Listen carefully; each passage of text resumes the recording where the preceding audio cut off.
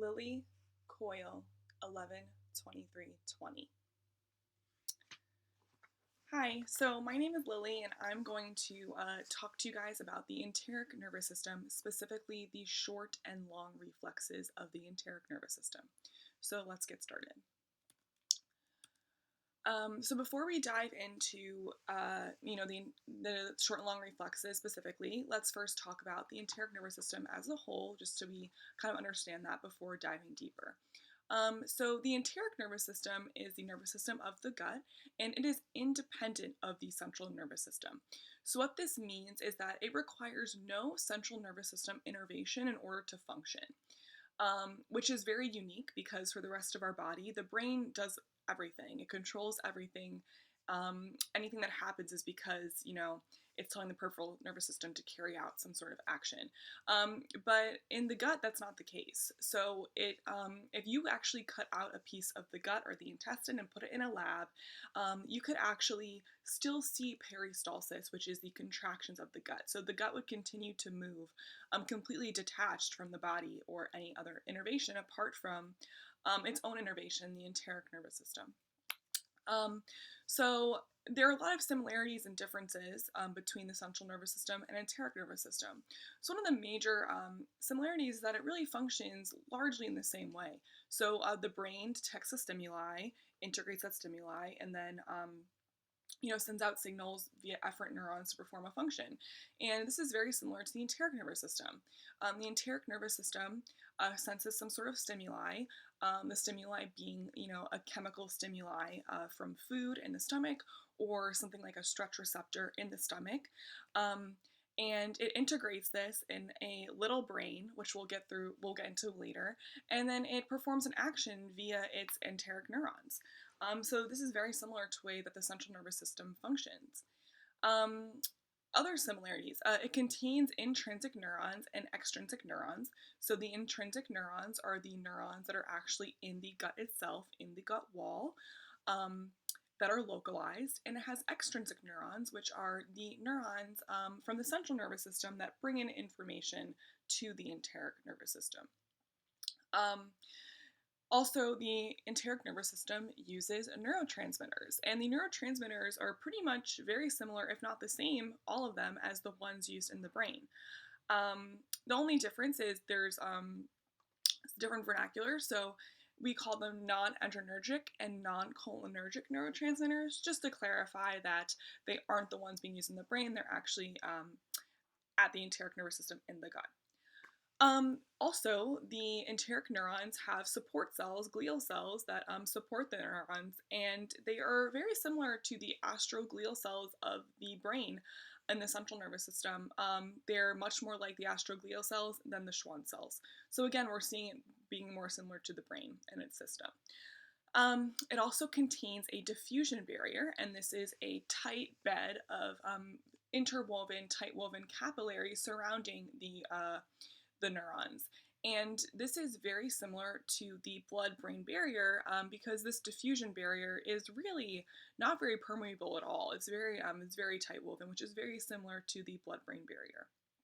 And finally, the enteric nervous system has this integrating center, which is the gut's little brain. So it's very similar to our brain in that it integrates stimuli and then sends out signals to perform an action. We'll get into what this exactly is very shortly. Sorry. Okay, so so the first thing we're going to talk about is short reflexes, and short reflexes kind of travel through this nerve plexus. So the nerve plexus is these purple circles right here. It's these three purple circles. And basically, the nerve plexus starts, integrates, and then ends a reflex all within this gut. So this nerve plexus is in the enteric nervous system in the gut.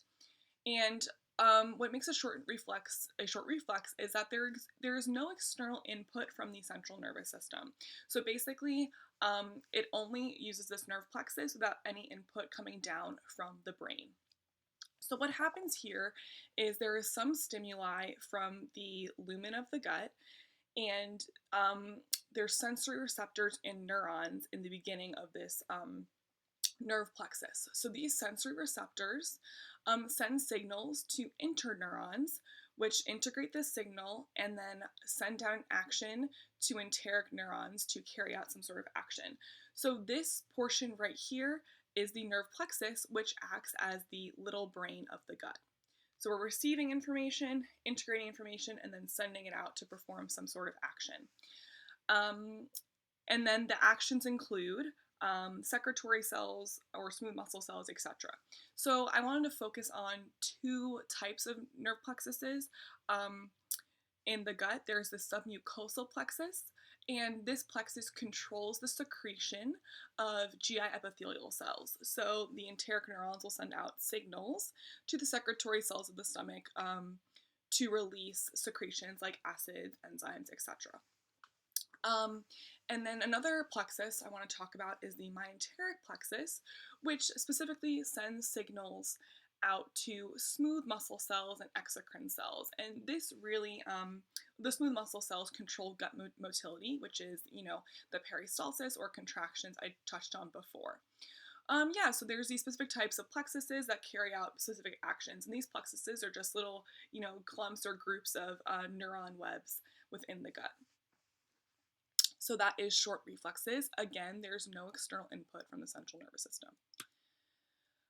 So the other type of reflex is the long reflex, and the digestive reflexes are integrated in the central nervous system.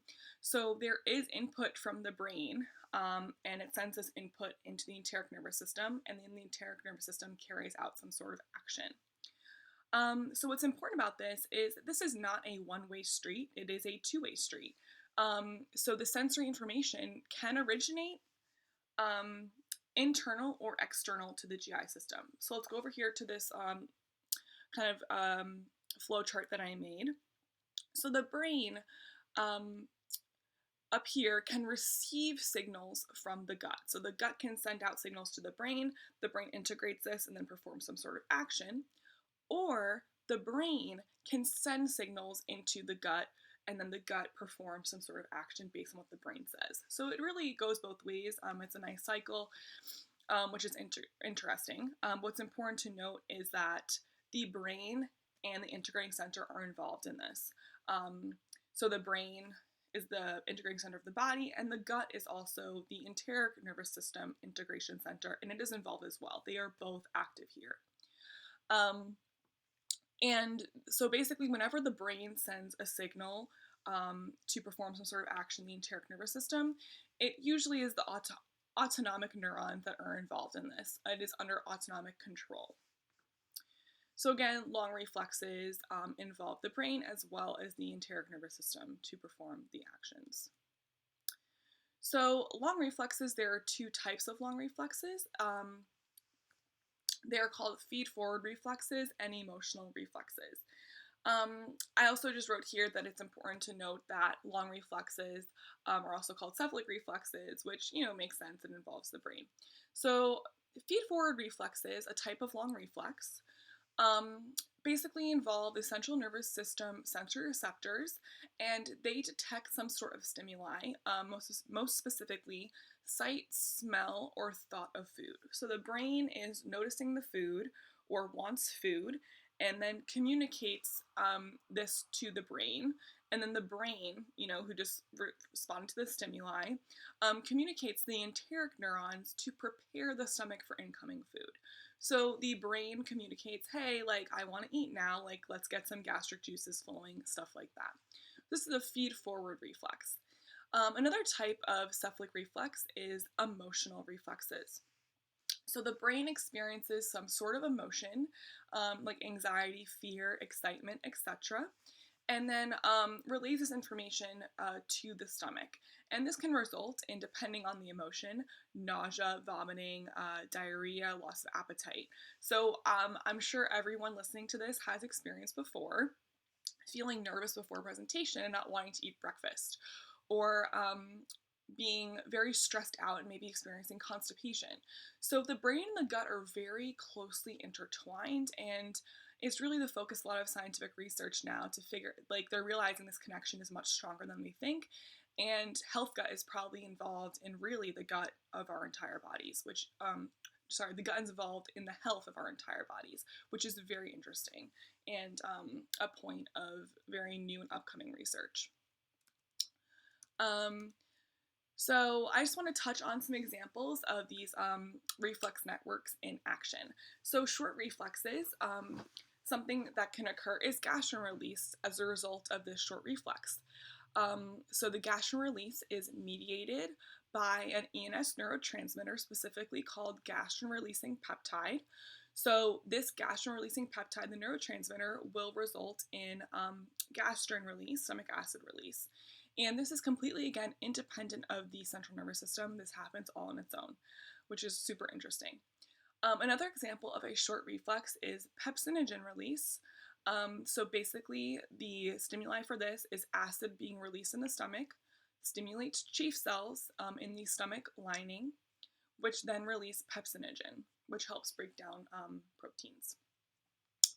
So those are some examples of short reflexes. On the other hand, long reflexes, again, which involve communication from the brain, they can do a lot of the same end result. It comes from the brain instead of the gut itself. So for example, we also see stomach acid release or gastrin release.